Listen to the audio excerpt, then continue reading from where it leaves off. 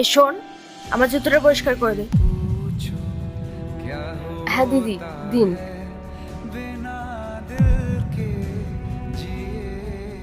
ও hello, তোর মাথা খারাপ হয়ে গেছে নাকি? তুই এসব নোংরা জিনিস দিয়ে আমার জুতোটা পরিষ্কার করছিস? এভাবে তো আরো নোংরা হয়ে যাবে। তুই এক কাজ কর, তুই ওই গামছাটা দিয়ে আমার জুতোটা পরিষ্কার কর। দিদি ক্ষমা করবেন, আমি না বুঝতে পারিনি, আমি এক্ষুনি পরিষ্কার করে দিচ্ছি।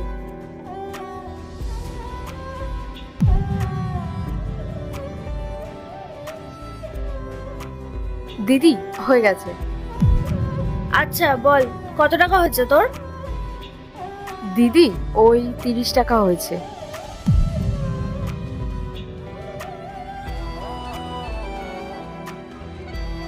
এই নে।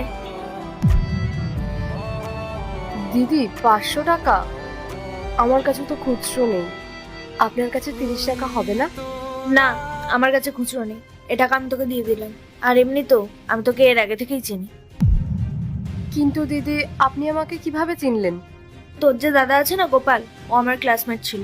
ওর মুখেই তোর নাম শুনেছিলাম আর কয়েকবার দেখেও ছিলাম।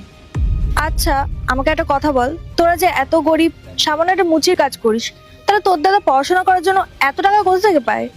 আমি তো অবাক হয়ে যাই। তোর দাদা নাকি স্কলারশিপও পেয়েছে, যেটা নাকি আমার পাওয়ার কথা ছিল। আচ্ছা, আমাকে একটা সত্যি কথা বলতো, তোরা কোনো ভুলভাল কাজ করিস না তো টাকা রোজগার করার জন্য? দিদি কারো ব্যাপারে না না জেনে কিছু বলাটা ঠিক না। আর এই নিন আপনার টাকা, আমার আপনার টাকা লাগবে না, আমি আপনার জুতোটা এমনিই পরিষ্কার করে দিয়েছি, নিন।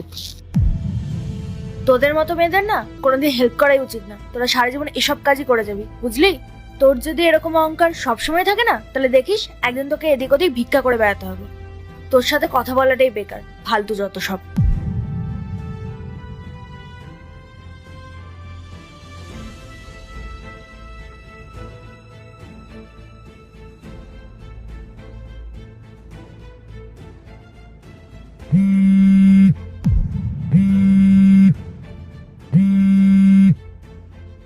হ্যালো।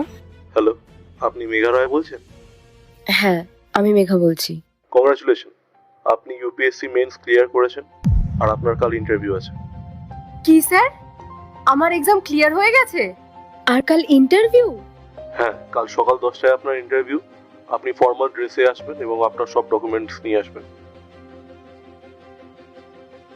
Formal dress? হ্যাঁ।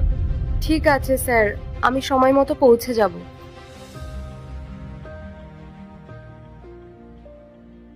ভগবান, এবার আমি কি করব?